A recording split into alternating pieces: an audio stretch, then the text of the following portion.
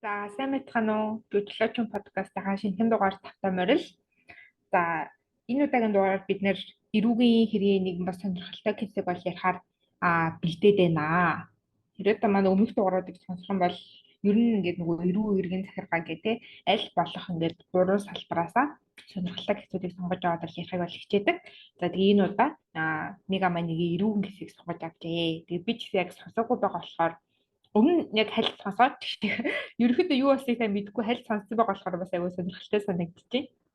За тэгээ хэлэх үү. За тэгээ маргаан руугаа орцгоё. Тэгээд нөгөө үзэгчдийн хүсэлтээр гэдэг шиг хин дугаараа яриад байгаа юм бэ гэдэг нэг ширхэг үзэгчийн хүсэлт байгаа. Тэгээ энэ удаагийн дугаарыг Марламиг хоёр хүргэж байна.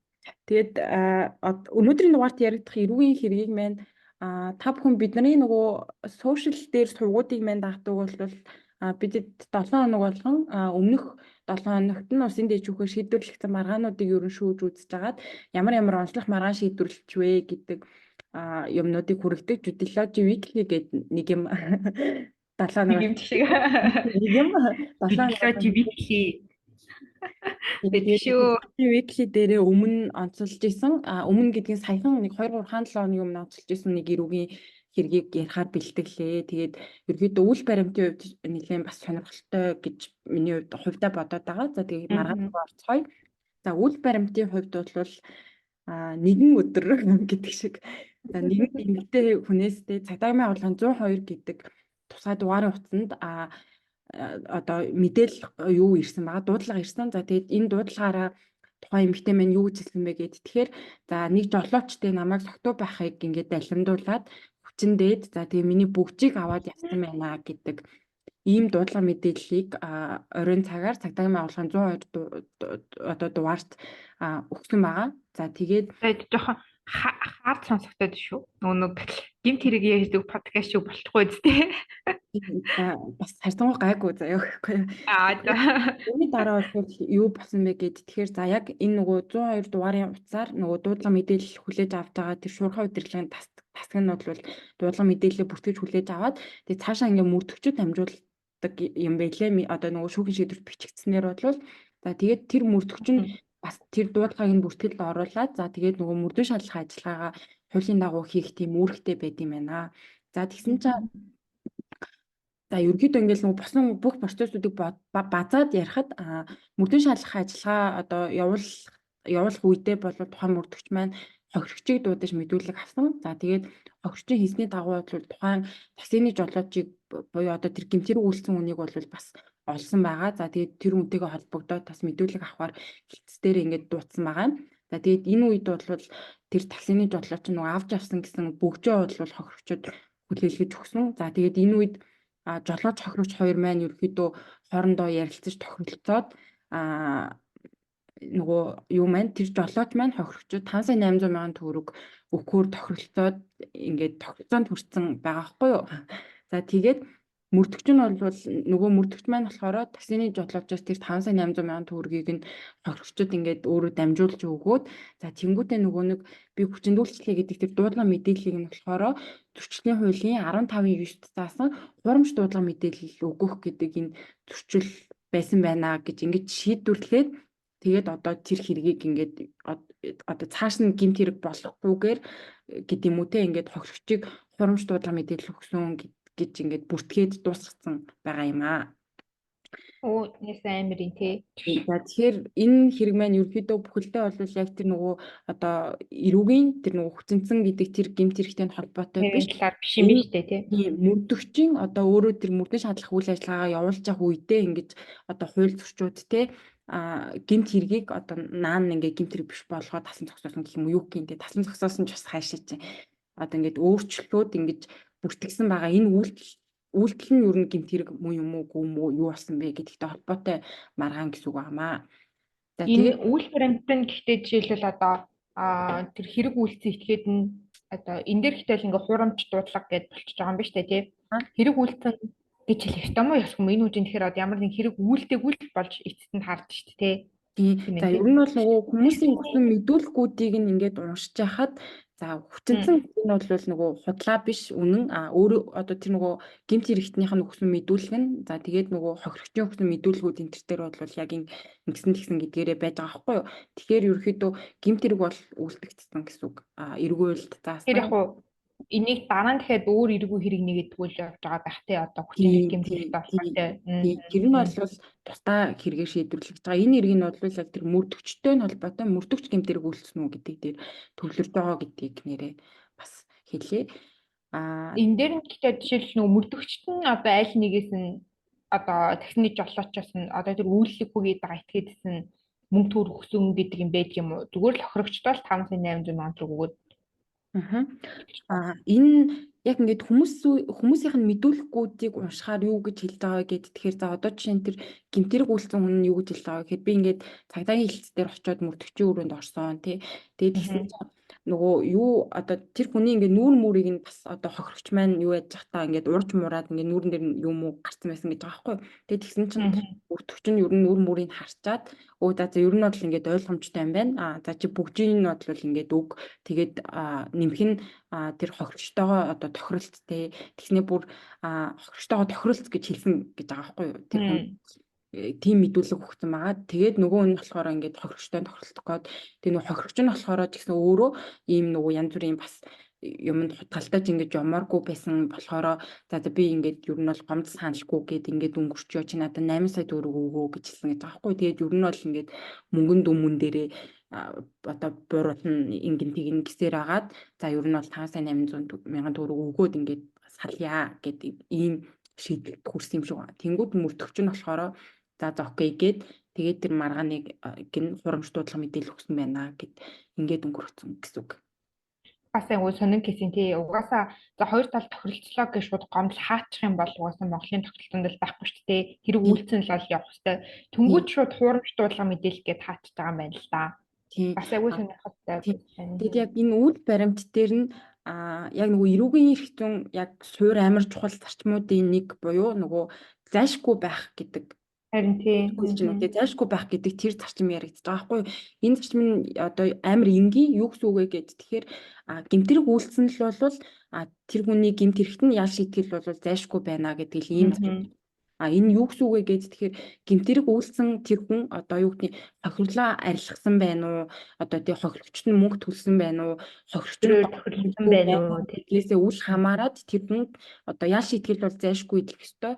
За магадгүй тэр нөгөө хохирлоо арилгасан гэдэг нь бол одоо тэр нөгөө ял шийтгэлээ жоохон багасгах гэдэгт нь л одоо нөлөөлнө үү гэхээс тэр хүнийг огт эрүүгийн хариуцлага хүлээлгэхгүй байх хэмжээнд бол аваачихгүй. Тэгээ гэмт хэрэг үйлдэгцэн л бол тэнд ял шийтгэл бол зайлшгүй байх ёстой гэдэг ийм зарчим байдаг. Тэгэд энэ зарчим яг яагаад энэ зарчим байдаг вэ гэж тэгэхээр за энэ хүн одоо тэ юу яасан юм чаа хохирлоо төлсөн юм чинь за энэ хохирогч нь гомдол саналгүй гэж байгаа юм чинь ингээд ялгүй өнгөрөөчий гэд ингээд тэ одоо яваад байх юм бол эн чинь эргээд нөгөө нэг одоо эрүүгийн хуульч нь цаашдын удаадаа хэрэгжилт нь одоо буураад явдаг ч юм уу те иймэрхүү амар том нөлөөтэй байдаг учраас зайлшгүй байх гэдэг бүр ийм суур зарчим байдаг.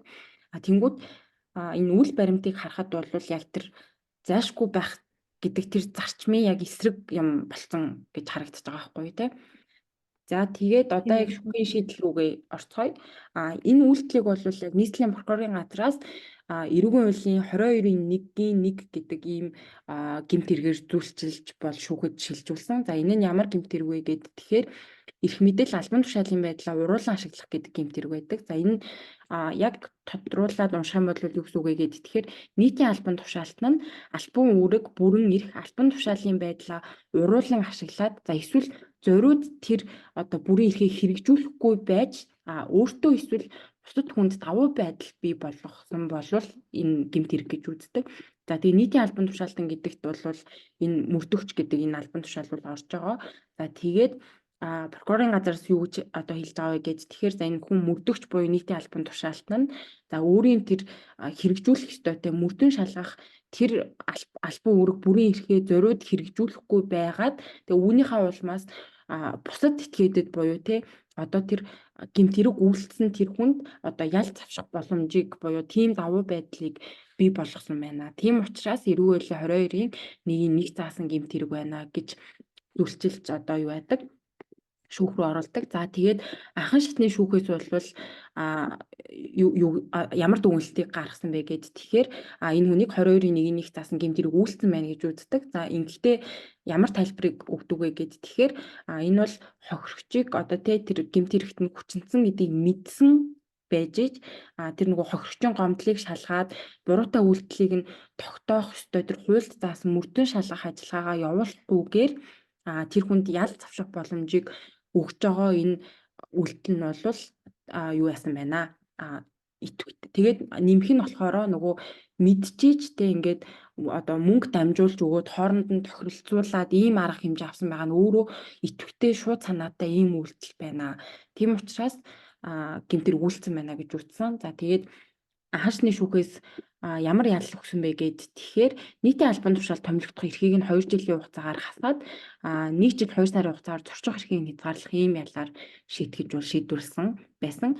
За тэгээд энэ нөгөө мөрдөгчийн маань хувьд бол давтаалтах журмаар гомдол гаргасан. За гомдол гаргахтаа бол нөгөө өөрөө өмгөөлөгч хүслүүд явсан юм элэ. Өмгөөлөгч нь ямар гол үндслийг гаргаж ирж ярьсан бэ гэд тэгэхээр за эрх мэдэл албан тушаалын байдлаа ашиглах гэдэг энэ гэмт хэрэг бол нэг юм 4 одоо шинжийг агуулсан байх ёстой гэж байгаа. Эхнийх нь бол нийтийн албан тушаалтан байх ёстой. За нийтийн албан тушаалтан мөрдөгч мөн байна. За хоёрт нь тэр одоо үйлдэл нь албан тушаалын байдалд нь хамаарч явах ёстой буюу тэр хүнд олгогдсон бүрийн эрх олгогдсон үүрэг байх ёстой. За хамаарч ийн гэж үзье. За гуравт нь болохоор тэр хүн бүрийн эрх албан тушаалын байдлаа уруулж ашигласан байх ёстой гэж байгаа. За тэгээд дөрөвт нь давуу байдал хэнийг нь бий болсон байх ёстой гэж байгаа. За тэнгууд энэ дөрвийн одоо манай үйлчлүүлэгчийн хувьд бол энэ дөрвийн энэ албан тушаалын байдлаа уруулан ашигласан шинж бол тогтоогдохгүй гэж хэлдэг. Сонирхолтой юм. За тэгээ үүнийгээ юу гэж тайлбарладаг вэ гэд тэгэхээр одоо албан тушаалын байдлаа уруулан ашиглана гэдг нь болохоор за жишээ нь мөрдөгч нь бол мөрдөн шалгах ажиллагаа явуулахдаа төрүүлээд одоо нөгөө хүмүүсээс мэдүүлэг энэ төр авахтаа за та ингээ худал мэдүүлэг өгөх юм бол хуульцаас нь хариуцлага хүлээн шүү гэд ингээд хэмийг нь сануулад тэгээ гарын үсэг дуруусны үндсэн дээр мэдүүлэг авдаг. За тэгтэл энэ гомдол гаргасан хүмүүс маань өөрөө тэ өгсөн дуудлага мэдээллээсээ татгалзаад цаашаа шалгуулахгүй гэдгээ илэрхийлээд тийм одоо мэдүүлэг энтрийг тайлбарыг өгөөд хахад үгүй чи энэ тайлбар үг гэж мөрдөгч хэлэх хэрэг байхгүй. Тэгээд одоо юу гэдэг мөрдөгчөнтэй шууд одоо чи шүүх эмнэлэгт очиод үзүүл гэд ингээд хүчээр тэр одоо хүсэхгүй байгаа охирогч гэдэг байгаа энэ хүнийг шүүх эмнэлэгт үзүүлээд ингээд холбогдох баримтыг нь цуглуулж бичвэл ийм ямарч боломж байхгүй байдгаа. Тэнгүүд эн чинь угаасаа нөгөө тэр гэмтэрэгт холбогдсон тэр хохирогч гэж байгаа хүн өөрөө тийм мэдүүлэг өгөхдөө би одоо үнэн зөв мэдүүлэг өгөхөө илэрхийлээд гарын үсэг зураад тэгээд ингээд мэдүүлгээ өгөөд ингээд энэ бол хурамч дуудлага мэдээлэл болох нь одоо болсон. Тийм учраас энэ хүн бол албан тушаалын шинжээ ямар нэгэн байдлаар уруулж ашигласан шинж бол тогтоогдохгүй байна гэж өмгөөлөгч нь гол үндсэл болгож маргасан юм элэ. За тэгээд давзаалт ташны шүүхээс бол анхан шатны шүүхийн шийдвэр үндэслэлтэй байна гэж хэлсэн буюу за энэ хүн бол эрүүгийн хуулийн 22-ийн 1-ийг заасан албан тушаалын байдлаа уруулан ашиглах гэмтэрийг үйлдсэн байна гэж ингэж одоо дүгнсэн. За тэгээ энийгээ тайлбарлахтаа бол мэдээж одоо анхан шатны шүүхийн тайлбартай төстэй энэ бол мөрдөн шалгах үйл ажиллагаа явуулах тийм эрх бүхий субъекттэй. За тэгээ энэ хүн бол хуулиар хүлээсэн тэр албаны чиглэлийг хэрэгжүүлэх ёстой байтал энэ чиглэлийг хэрэгжүүлэхгүйгээр гэмт хэрэгт холбогдсон тэр хүний үйлдэл одоо тэр хүн цаашдаа шалгагдахгүй байх. Тэгээ ингээд цаашлах юм бол одоо ялц авчрах тийм боломжийг олгосон байгаа нь өөрөө энэ гэмт хэргийн шинжийг хангасан гэж үзэж байна гэж давзаалт ташны шүүх хэлдэг. За тэгээд хяналтын шатны шүүх рүү одоо энэ мөрдөгч манаас гомдол гаргасан. Энэ гэхдээ нөгөө анхан болон давзаалтын шүүх бол уулна ижил шийдвэр гаргачаад байгаа шүү дээ. Тэгсэн чинь ерөөхдөө хяналтын шүүх бол хүлээж авч шийдвэрсэн юм байна тий. Тэгээд хяналтын шатны шүүхийн тогтоолт нь нөгөө ямар үндслэлээр нөгөө 4 үндэс байгаа шүү дээ тий. Хүлээж авсан бэ. Тэгээ бас дуртаагүй байсан. Агуу. Тийм. Тэгэхээр бас ямар үндслээр бас хүлээж авсан бэ гэдэг нь сонирхолтой юм байна. Марлаг Зүүн ач холбогдол бүхий юм болов. магадгүй тий. Тийм За юм тэгээд болов. Эсвэл нөгөө нэг процессын алдаа гарсан байсан бол тэрийг нь бол дуртах байсан бах тий зайлшгүй. Одоо хин процессын алдаа нь бол бас хин нэгнийхээ нэрийг зөрчигдсөн гэж байгаа бол тэрийг бол заавал тогтоолт бол процессын алдаатай холбоотой юм бол дурдтаагүй байсан. Тэгэхээр тэр үндсэл биш ба. Ер нь анхан давах хоёр бол ижил шийдэл гаргасан, хуулийг тайлбарлаж байгаа ижилхэн байсан учраас тэр бас биш болчихж байгаа гэсэн. Тэгээд өмнө шийдвэрлсэн одоо улсын дэд шүүхийн тогтоол эсвэл хууль тайлбарсан юутай өөрөө шийдвэрлсэн талаар дурддаг байсан. Тэгэхээр ер нь зүгээр тааж хэлэхэд нөгөө эрх зүйн ач холбогдол бүх юм тийм үтсэн болов гэж бодож байна. За хяналтын шатны шүүх аягүй сонирхолтой гэхгүй юу. Энэ хүнийг эрүүгийн хуулийн 22-ийн 1-ний заасан гэмт хэрэг үйлдэггүй байна гэж үзээ цагаатгсан. За тэгээд яг бүхэл хэргийнхаа туршид бол яг энэ мөрдөгч хийс үйлдэлийнхаа хувьд гэмт хэрэг үйлдэггүй байна гэж үзээд эрүүгийн хуулийн 22-ийн 1-ний заасан гэмт хэрэг үйлдэггүй байна гэж үзээ цагаатгсан. За тэгээд хяналтын шатны шүүх одоо юу гэж тайлбарсан бэ гэд тэгэхээр яг энэ хүний одоо нөгөө яллах дүгнэлт үйлдэлтэд ирсэн байгаа 22-ийн 1-ийг бол тайлбарлсан. За тэгээд 22-ийн 1-ийг заасан гэмт хэргийг тайлбарлахдаа энэ гэмт хэрэг бол субъектив талын хувьд нэмэгдэл шинжтэй гэмт хэрэг гэж тодорхойлсон. За тэгээд та бүхэн бас мэдээж магадгүй мэдгүй ч магадгүй яг гэмт хэргийн нөгөө бүрэлдэхүүний хувьд ингэж салгаж одоо задлаад энэ гэмт хэрэг мөн байна уу гэдгийг ер нь бол шалгадаг нэг юм онлын юу байгаад байдаг. Тэр нь юугаар шалгадаг вэ гэд тэгэхээр субъект буюу энэ гэмт хэргийг үйлдсэн хүн нь одоо яг энэ гэмт хэргийг үйлдэх хүнийхээ шалгуурт нийцэж гинөө буюу те одоо юу гэдэг гэмт хэрэг үйлдэх насанд хүрсэн одоо ял шийтгэл хүлээх насанд хүрч үү.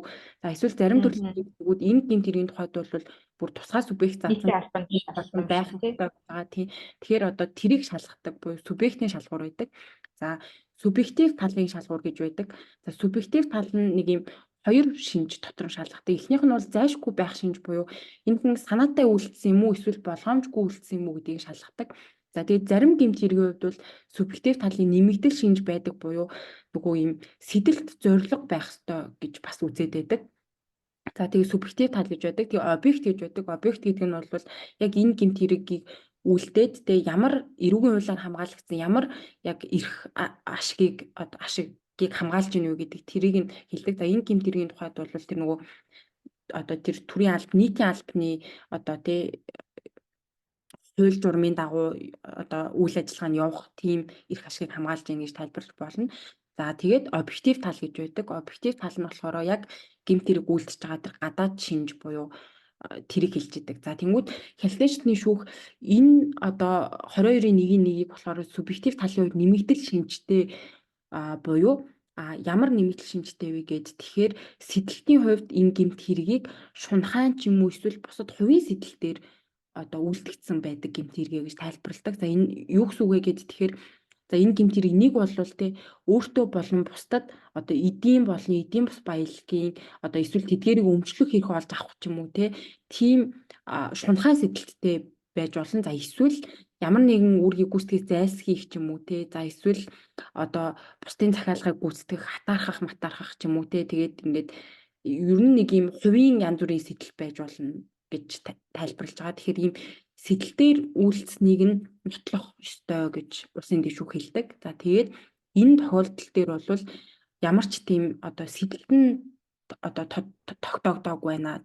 Одоо тэрийг юу гэж тайлбарлаж байгаа вэ гэж тэгэхээр энэ үйлдэлийг хийснээрээ тухайн мөрдөгч өөртөө ямар нэгэн байдлаар тэ мөнгө төгрөг аваагүй гэдэг ч юм уу тийм өөртөө эсвэл бусад этгээдэд тийм одоо юу төрөнгийн эдийн баялагын ямар нэгэн тийм өмчлөх хэрэг олж авах тийм нөхцөл тогтоогдоогүй. Ер нь бол шунхайн ч юм уу эсвэл ямар нэгэн бусад сэдэл тогтоогдохгүй байна.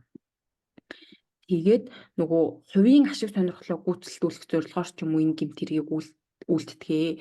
Тэгэхээр эн чинь ингээд энэ тохиолдол дээр бол энэ субъектив тал нь бол одоо бүрэн гүйцэд байхгүй байна, тогтоогдоогүй байна гэж тайлбарсан байлээ. За тэгээд ингэж тайлбарлаад ер нь бол гэмт хэргийн шинжгүй гэдэг үндслэлээр энэ мөрдөгчийг бол цаатгаж шийдвэрлсэн байна. За тэгээд ер нь одоо юуны нөгөө өнөөдөр ярих хэрэг маань бол яг энэ хүрээд ингээд дуусж байгаа. Яг миний хувьд нэг юм ярилцах одоо юу хилцэх гэх юм. За одоо нэгэнт гарсан шүүхийн шийдвэрийг бид нар нэг юм ярилцаж хилцэх нь хаашаа. Гэтэ бол маш сонирхолтой одоо ер нь бол юу санагдсан, шийдвэр санагдсан. Тэгээ нөгөө бас нэг тийм дүн шинжилгээ бас хийж болох юм те. Ялангуяа нөгөө эрүүгийн эрхтүү сонирхолтой одоо оюутан судлаач нар байх юм болвол гэтээ надад бол ингээд энэ үйлдэл бол ямар нэгэн одоо гэмт хэрэг биш юм аа гэхэд хууль зөрчихгүй байна гэж би бодохгүй байна. Тийм би нэг хэлээ мартчихэж.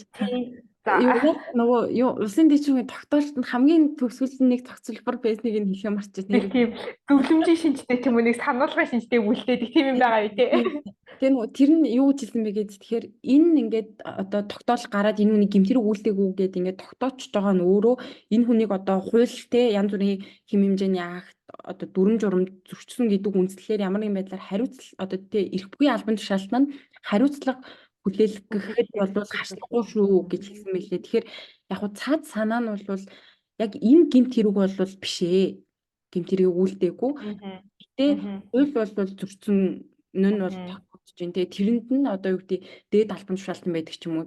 Одоо мөрдөгчийн дээд албан тушаалт юу гэдэг юм бол ахлах мөрдөгчийн тэр гэж байд юм болоо. За эсвэл хилцээний дарга, газрын дарга маргах юм лөө. Тэр хүмүүс нь бол яг зохио хариуцлагыг хүлээлгэх боломжтой шүү. Тэгэхэд бол саад учруулахгүй шүү гэж хэлсэн байлээ.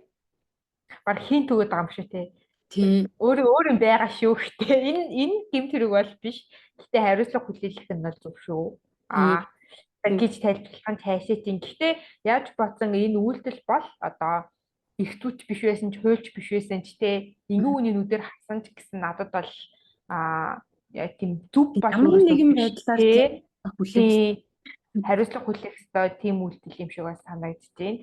За энэ гэмт хэргийн хувьд бол нэг тийм одоо гэмт хэргийн нэг шинж дээр бол унтчихл байгаа юм байна л та тий. Надад яг нэг бас юу яасан юм нөгөө үр дагаврын хувьд айгүй буруу үр дагавар үүсгэж хүйдэ гэж санаж байна. Яг тэгэхээр түрүүн ярьсанчлан айгүй чухал суур зарчмын эсрэг ийм үйлдэл болчиход байгаа гэж байгаа шүү дээ. Тэгэхээр одоо ингээд юу гэдэг чинь хин нэг ингээл дуудлага хөгжүүл тэгэл тохиролцонгууд гэмт хэрэг үнэхээр болчиход хахад дуудлага хөгжүүл болчихонгууд хаачиж юу н болдсон байлээ. Тэгээд ингээд хаачхаар тэр хаасан мөрдөгч нь хариуцлага хүлээдгүй юм байлээ гэдэг тийм одоо буруу үр дагавар руу очих үедээ гэж юу н айгүй бас санаа зовж болгоомжлсон. Тэг яг үнэхээр ийм эрүү сонирхож судалдаг тэгээ нөгөө ингэж яг үнэхээр онл талаас нь те ингэж юу яадаг хүмүүс бас сонирхоод энэ маргааныг бид нөгөө description хэсэг дээр линкийг оруулцдаг. Тэгэхээр тэрийг бас яг өөрөө уншаад сонирхоод энэ дээр дүн шинжилгээ хийдэг ч юм уу те. Тэгээд яг үнэхээр ийм 22-ийн 1-ийн 1 нь одоо гэмт хэргийн ийм бүрэлдэхүүнтэй байдаг уу энэ гэдэг дээр бас ийм нэг эрдэм шинжилгээний жижигэн үйл гарвал маш сонирхолтой санагцсан. Одоо яг уу за энэ гэмт хэргийн шинжээг хангахгүй байлаа гэж бодоход захиргааны ямар нэгэн хариуцлага бол байгаа хаа тий. Одоо мөрдөгч өөр одоо мөрдөгчийн үйл ажиллагааны юу гээд бүр нөгөө нэг амир их байдаг штеп. Математик гэдэг ингээд тийм кодекс ч лөө код ч лөө гэд байдаг те. Тэр мөрөн дээр бол ингээд жишээлбэл бүх алхмыг маш нарийн заасан те. Энд чинь ингээд зүгээр л ингээд мөрдөгч амаар дураараа хийждэг процесс бол биш. Ялангуяа эрүүгийн эрхтүүч амар нарийн тэгээд одоо бүх алхмаа хүртэл ингээд туйлж журам заасан байдаг болохоор эрүүгийн хуулиар биш байлаа гэхэд одоо мөрдөгч өөрийнхөө үйл ажиллагааныг ходорч юм ямар нэгэн захиргааны хариуцлага бол хүлээж таартай байх тий.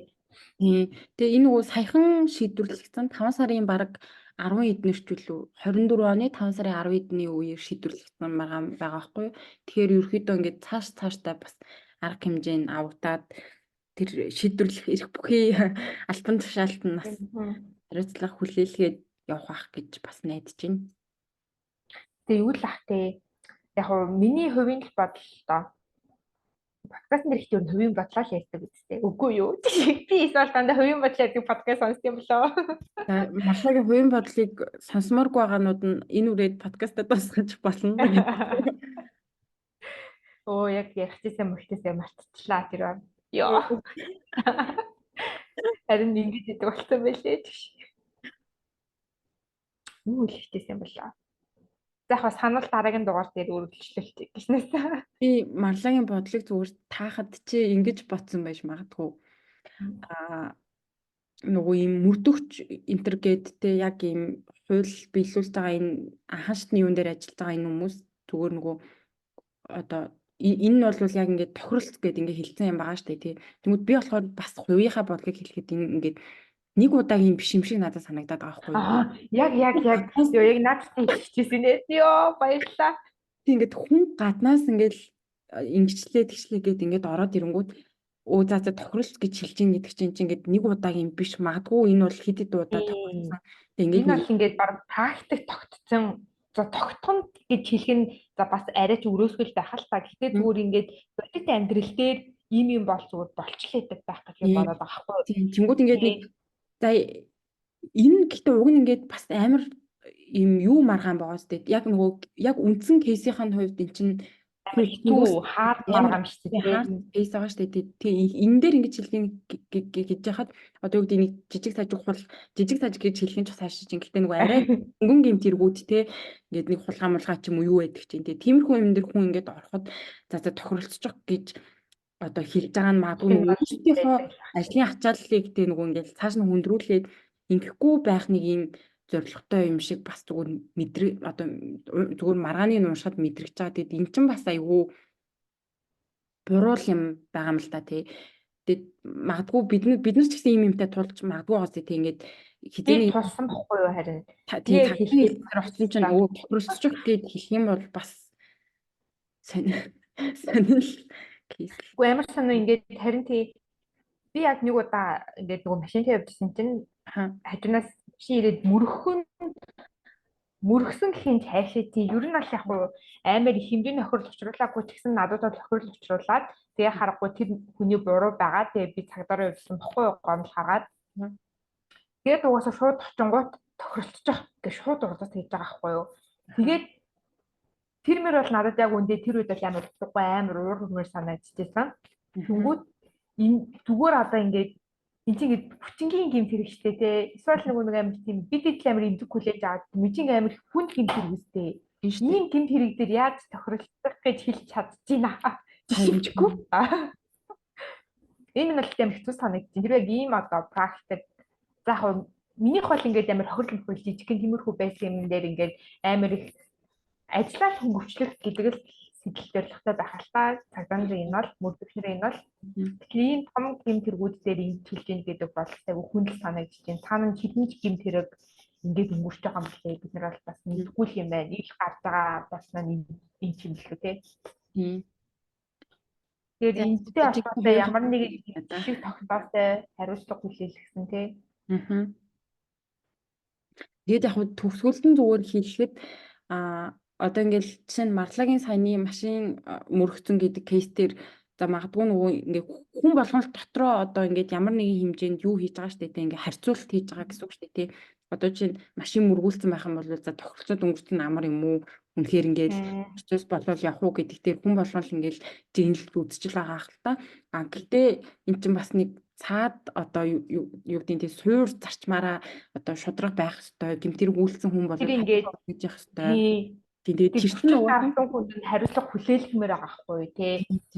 Тэгээд угаасаа тэр нөгөө нэг ингээд одоо шудраг байлгаж байгаа одоо бид нар шудраг хэсгийг тогтоож байгаа одоо тэр процесс чинь угаасаа амархан биш учраас одоо тий ийм байгаа шүү дээ. Тэгэхээр заримдаа бас тэр амархан биш одоо замыг нь сонгоод гэх юм уу тий ингээд хүлээх ёстой хариуцлагыг нь хүлээлгээд ингээд өөрөө чинь таг таваас авах байсан ч гэсэн гээд явах нь урт хугацаанд бас амар зүг бахал гэж ер нь бодож байна доо. Тий. Одоо зүгээр эндээс харахад жишээлбэл мөрдөгч одоо тэр хүн ямар нэгэн байдлаар хариуцлага хүлээлхийг гэдэг яг хүндээ сэтэл зорилгоноос харагдахгүй байгаа байхгүй юу? Миний кейс дээр ч гэсэн тэр хүн ингээд зөрчил гаргаад тий өөрөө ингээд зануу үзүүний дүрм зөрчөөд намайг эргэж мөргөө надад тохирч уруулаад хахад тэр хүнд бол ингээд хариуцлага хүлээлгэх нь бол зайшгүй. Тэгвэл зүгээр тэр хүн ингээд хариуцлага хүлээлхийг гэдэг ямар сэтэл зорилго бол мөрдөгчд ингээд байхгүй тий зүгээр өө тохиролцож явах шиг. Чиг шиг. Гэтэ манайхны амар сони юм нь ер нь бол ялангуяа хуулийн байгууллага Ялангуяа одоо эрэгтэй хүмүүс ихтэй мөрдөх цагдаагийн байгууллага, прокурор энэ төр дээр жоохон охтууд гэдэг одоо их нь хайшаач. Зүгээр ингээд арай залуу насны эмэгтэй хүмүүс очингууд надад ингээд ерөөсөө юу юм шиг Бат гэдэг шиг санагдаад. хүч яг үнэ ингээд ерөөсөө амар байгаад хүлээж авдаггүй амар сонио. ажилтдаггүй юу? Тэ тэнгуут би ингээд би бол хуйлаа мэднэ те. Аа. Би хуйлаа мэдэн шүү. Би процессыг мэдэн шүү. Та ингэх ёстой шүү гэж баг урдаас нь ууралж хэрэлцээж учраас болж байгаа байхгүй ямар сонио.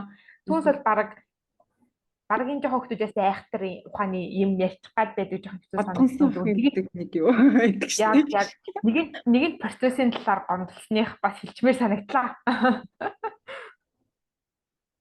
Тийм хандлага ихтэй л байдгийг нь бол бас жоохон гонхтой. Тэгээд тасрах байгаа гэж найдаа да. За тэгээд бүх юм сайхан зүг рүү явж байгаа гэж найдаж байна.